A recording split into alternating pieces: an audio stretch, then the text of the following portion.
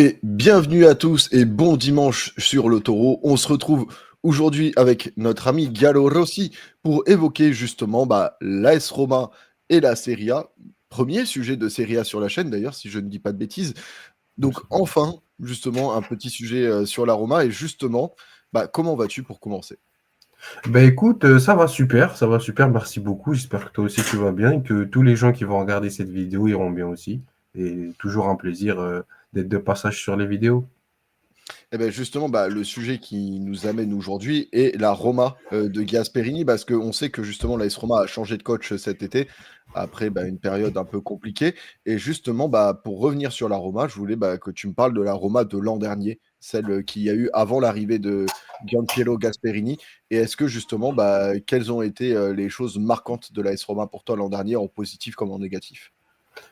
Écoute, pour l'AS Roma de l'année dernière, c'était un peu une période compliquée parce que je sais pas, bon, je pense que pas beaucoup de gens ont dû suivre, mais il y a eu en début de saison, au début, on va dire août-septembre 2024, on a eu, on va dire, De Rossi, Daniele De Rossi, je pense qu'il est assez connu qu'aujourd'hui au Genoa, qui avait, pas qui a été promis, mais en gros, on l'avait gardé parce qu'il nous avait fait une très belle saison l'an dernier, qui était venu un peu en pompier de service. Je me rappelle, il me semble que il était venu pour remplacer. J'ai plus le nom de l'ancien coach, mais il était venu pour remplacer quelqu'un. J'ai plus le nom en tête, malheureusement, désolé. Mais je savais qu'il était venu pour remplacer quelqu'un, Mourinho, voilà. En fait, c'était suite aux mauvaises prestations, mais catastrophiques de Mourinho. Et les dirigeants se sont dit qu'il faut qu'on prenne quelqu'un qui connaît le club et qui est habitué et qui connaît la ville. On avait pris De Rossi, mais on s'est dit, même si c'était pas un entraîneur de grande qualité, c'était pas un tacticien comme Guardiola ou comme peut être Arteta, on s'est dit qu'il allait quand même réveiller un peu les joueurs et leur faire un électrochoc. Et finalement, je pense que ça a été une très belle période pour nous parce qu'il nous a fait faire une demi-finale de Ligue Europa. Il nous avait fait un bon top 7. Donc, c'était bien à l'époque où on était et vu comment on gérait un petit peu à cette époque-là, vu comment était notre niveau. Et en fait, sur le mercato, il y avait un mercato qui a été fait spécialement pour lui. C'est-à-dire qu'on a acheté des joueurs spécialement pour son système. Et il jouait en 3-4-2-1, un peu comme le système dans lequel on joue aujourd'hui. Et on avait acheté des joueurs spécialement pour lui. Sauf que, en fait, ce qui s'était passé, c'est que son début de saison était. Enfin, il n'avait pas gagné un match, mais il n'en avait pas perdu non plus. Ça veut dire qu'il était. Enfin, il me semble qu'il avait perdu un match et après, c'était que des matchs nuls. Et en fait, les dirigeants, ils n'étaient pas satisfaits et ils l'ont viré. Et ce choix-là a été très mal vu dans la part des supporters Diallo aussi. On a tous rien compris. On s'est dit, mais pourquoi tu le vires alors que le mec, ok, il a une défaite, mais sur le reste des matchs, il a que des matchs nuls. Et dans le jeu, c'était pas si dégueulasse que ça, tu vois. Et en fait, il y a eu cette incompréhension-là. Ce qui est suivi, d'ailleurs, du coup, vu que De Rossi est parti, ben, on s'est dit, on va prendre un nouveau coach. On a pris par la suite Ivan Juric. Ivan Juric qui est pour moi à l'heure actuelle et qui est pour moi d'ailleurs, le pire coach de l'histoire de l'AS Roma, enfin l'un des pires coachs de l'histoire de l'AS Roma, parce que son bilan est catastrophique. Il n'a rien su faire. Sur le terrain, le jeu, c'était abominable. Et j'ai eu des amis qui me l'ont dit, qui sont partis voir un match de l'AS Roma à ce moment-là. Ils m'ont dit que le jeu était abominable, il n'y avait rien à gratter. Il n'arrivait pas à motiver les troupes et il avait en fait aucun plan de jeu, aucun système bien défini comme il pouvait avoir au Torino. Et c'est ça qui était dommage et qui en fait lui a coûté sa place. Parce que, ok, il a gagné des matchs, mais contre les gros, on se faisait rafaler, littéralement. L'Inter, il nous avait rafalé, Milan aussi, la Juve, le Napoli. Et c'était pas des. En fait, c'était pas une Juve exceptionnelle, ni le Napoli, du coup, c'est celle qui gagne le titre. Hein. Mais c'était pas, tu vois, ils jouaient pas très bien, mais ils nous rafalaient quand même. Et on avait même des Fiorentina qui nous tapaient, des Bologne qui nous tapaient.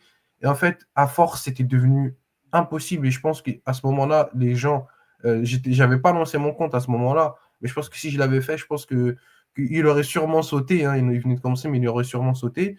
Ce qui a du coup le bilan catastrophique de Juric a amené à l'arrivée d'une légende du club, Claudio Ranieri, qui du coup nous a littéralement sauvés. Et c'est à ce moment-là où j'ai un peu lancé mon compte, parce que je me suis dit en fait que faire l'AS Roma n'était pas un club très médiatisé en France et ça serait cool de le faire via une personne qui suit le club régulièrement.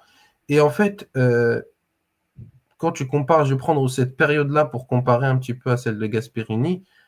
Claudio Ranieri, il était arrivé, mais rien qu'y aller. L'effectif, il était décimé. Moralement, les joueurs, ils étaient abattus. Il n'y avait rien à gratter. Et en fait, ce qu'on demandait, c'était juste un entraîneur qui savait motiver les troupes et qui gagnait, quelle que soit la manière. Même si on pouvait gagner que 1-0 sur un vieux but, un vieux contre, un vieux cafouillage, tout le temps qu'on gagnait, c'était suffisant. Et en fait, Ranieri, c'était le coach parfait pour cette période-là. Pourquoi? Parce qu'il connaissait le club. Il avait déjà fait ce type de mission auparavant, que ce soit pour nous. Il me semble qu'en 2003-2004, il l'avait déjà fait. Même pour d'autres clubs où il était venu un pompier de service pour les sauver, notamment avec le Genoa l'année d'avant.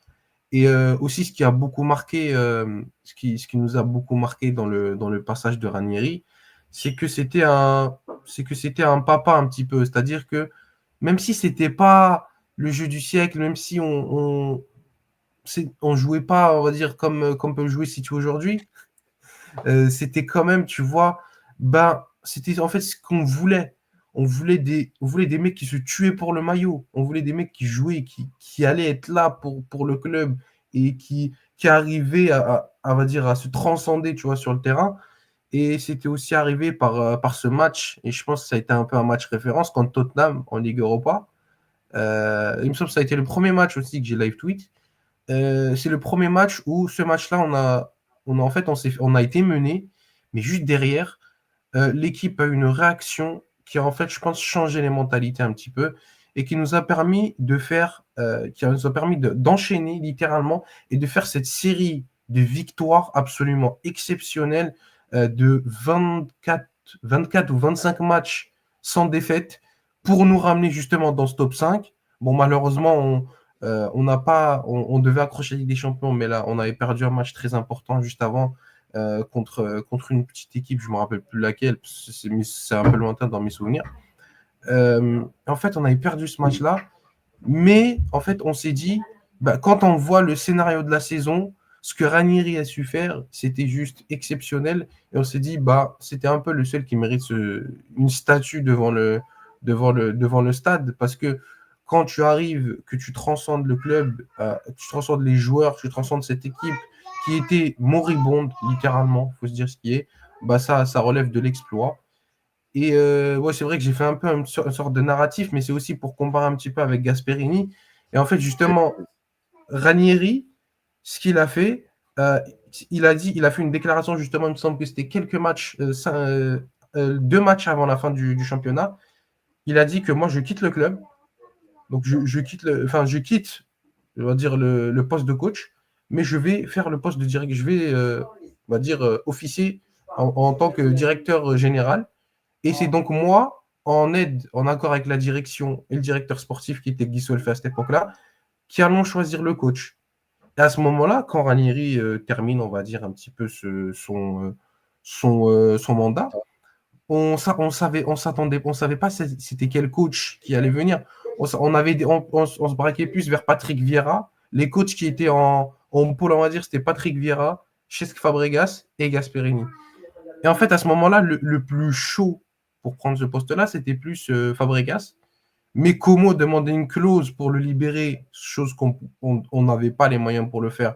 Donc on s'est rabattu sur Patrick Vieira ou Gasperini, qui était justement en fin de cycle avec l'Atalanta. Et du coup, ce qui s'est passé, c'est que Ranieri nous avait fait une déclaration qu'il allait ramener un coach qui allait transcender le groupe, euh, encore plus que lui, qui allait changer un peu cette mentalité de l'AS Roma de perdant un petit peu qu'AS Roma avait, et qui est un coach qui allait insuffler un vent nouveau et qui allait recréer une dynamique, une nouvelle dynamique plus qualitative, une meilleure mentalité pour le club. Et c'est là qu'on a appris au mois de juin, mi-juin, qu'on a appris que l'entraîneur, ça allait être Gasperini. Il a été annoncé, il y a eu des rumeurs juste avant, mais il a été annoncé que ça allait être lui. Et au début, il n'avait pas fait l'unanimité auprès de beaucoup de supporters parce qu'il y avait un petit passif entre l'Atalanta et l'AS Roma. C'était un peu notre bête noire. L'Atalanta, à chaque fois qu'on jouait contre eux, on perdait parce qu'ils étaient vraiment trop forts. En fait, c'était le Gasperini Ball qui était vraiment très puissant. Bon, je pense que tout le monde connaît le jeu de l'Atalanta à cette époque-là. Et en fait, c'était lui qui était venu. En fait, on n'y croyait pas parce qu'on s'est dit que bah, si Gasperini devait aller dans un club, ça serait pas le nôtre. Tu vois, il y avait le Napoli dessus parce qu'il ne savait pas si Conte allait rester. Il y avait la Juve. On était en concurrence avec la Juve. Et beaucoup de supporters de la Juve se disaient qu'il allait venir chez eux parce qu'il y avait justement cette Ligue des Champions. Et c'est pour ça qu'on était un peu surpris qu'ils viennent chez nous. Surpris, mais pas déçus non plus. Parce que c'était un super choix. Moi, je trouvais que c'était un super choix parce tu prends un coach qui connaît la Serie A, qui a beaucoup d'expérience, qui a construit un projet avec l'Atalanta. C'est ça aussi pourquoi on était très content parce que c'est un entraîneur qui construit des projets. C'est pas un entraîneur qui est là sur le long terme, enfin sur quelques 2-3 années. C'est ça qui était cool avec lui. Et pour comparer un petit peu à l'année dernière, c'est que il a cette nouvelle mentalité, sa mentalité est largement meilleure parce qu'il ne fait pas dans la demi-mesure. C'est ça qui est bien, c'est-à-dire que si tu es bon, tu joues, si tu n'es pas bon, tu joues pas. Et tu peux avoir des états d'âme, il en a rien à cirer. Parce que Dovbyk, c'était un peu ça, hein.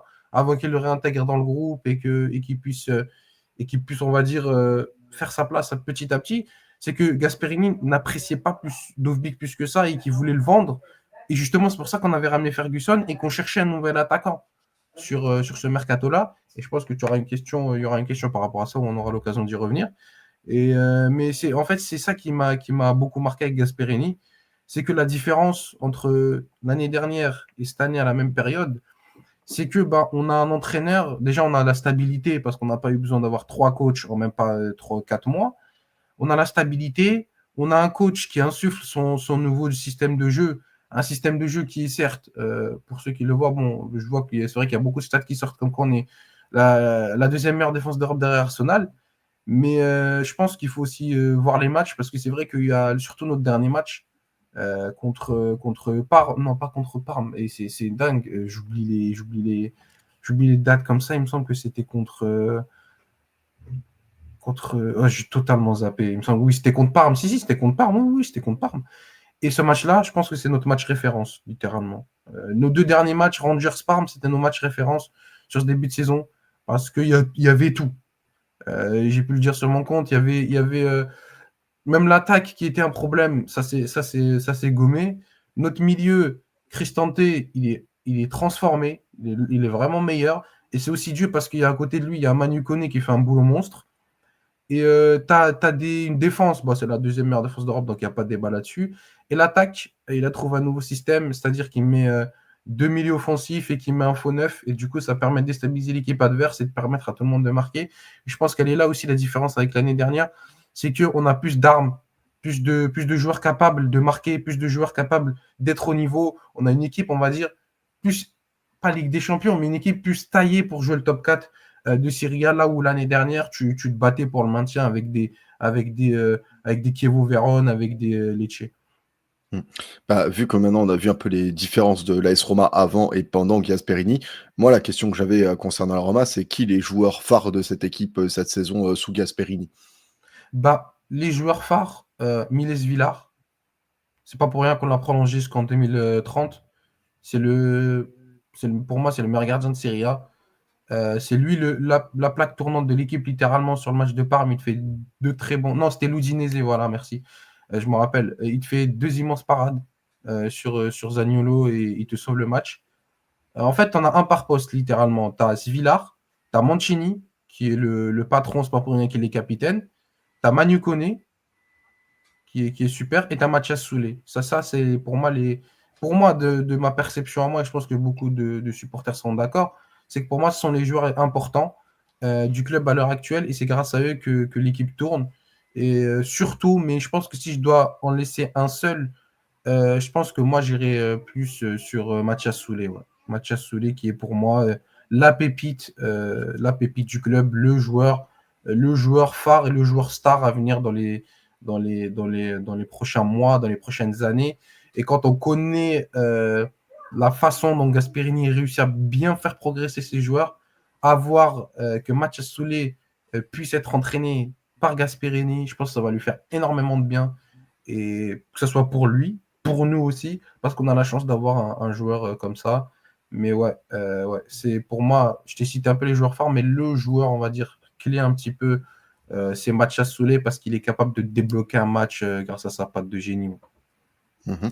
Et est-ce que du coup, pour terminer cette vidéo, est-ce que tu es confiant pour la suite de la saison de l'AS Roma avec Gasperini ou est-ce que tu as quand même encore quelques doutes vis-à-vis de la concurrence et même de ton propre club?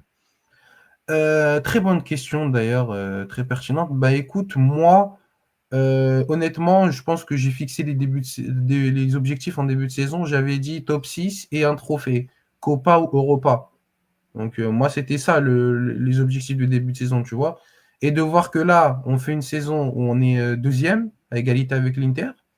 On est en Ligue Europa, on commence à se relancer un petit peu. Bon, la Copa n'a pas encore commencé. Mais moi, ce qui m'a surtout plus on va dire, réjoui et impressionné, c'est la façon dont dans le jeu, on est monté en gamme, en fait. On est parti step by step. C'est-à-dire qu'au début de saison, c'était pas fameux, c'était pas exceptionnel, mais tu gagnais des matchs, tu vois. Et là, plus les matchs avancent, plus le jeu commence à s'améliorer. Sur le match des Rangers, j'ai adoré le jeu. Il y avait tout. Il y avait tout ce qu'on connaissait du système de jeu de Gasperini. Le pressing, j'ai pu en parler en plus. Le pressing, les attaquants qui étaient efficaces, les milieux de terrain qui ne s'arrêtaient pas. Tu avais un jeu de position qui était exceptionnel. Tu avais des combinaisons de qualité. Tu voyais des Cristante et Pellegrini combinés ensemble normal.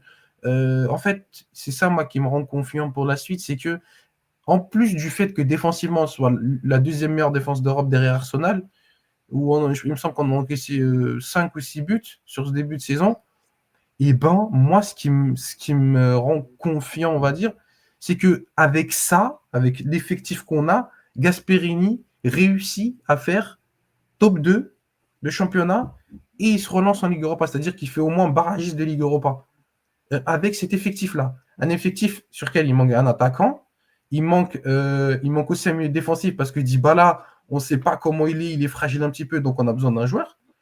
Il te manque après pour le reste des postes, tout est bon, mais il nous manque, tu vois, surtout un buteur. Et en plus, on est sur Gasperini aussi, à donner une shortlist pour la direction cet été, pour cet hiver, pardon, pour prendre un buteur dont Joshua Zirkzee, Franck Coulino de Midtjylland, et après, il me semble que j'oublie quelques noms, mais voilà, c'est un peu les noms principaux. Et donc, ouais, voilà, moi, je pense que pour la suite, je suis confiant. Je suis confiant honnêtement pour la suite. Parce que quand tu vois comment Gasperini réussit à modeler cette équipe avec quasiment rien, c'est une façon de parler quand je dis quasiment rien, mais avec une équipe qui n'est pas parfaite, c'est-à-dire que le mercato pour nous n'était pas terminé. Parce qu'il nous manque encore, tu vois, il nous manque encore un milieu de terrain aussi. Et je pense qu'il y en aura un qui va arriver cet hiver. Parce on devait prendre Dominguez de Bologne, ce qui ne s'est pas fait parce qu'il y a eu une petite brouille entre Massara et Gasperini. Mais ouais, pour moi, je pense, je suis confiant et j'ai aucun doute vraiment là-dessus. Je sais que Gasperini, quand tu vois le travail qu'il arrive à faire avec rien du tout, je pense que pour la suite, le Druide est vraiment venu à tout rafler en Serie A avec nous. L'Atalanta, c'était un peu le début de sa carrière en Serie A.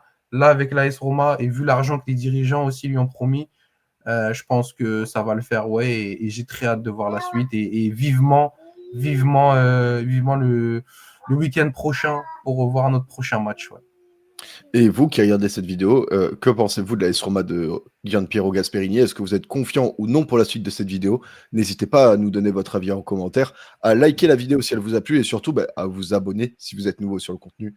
En tout cas, merci à tous d'avoir été avec nous et à très vite sur l'autoroute. Ciao.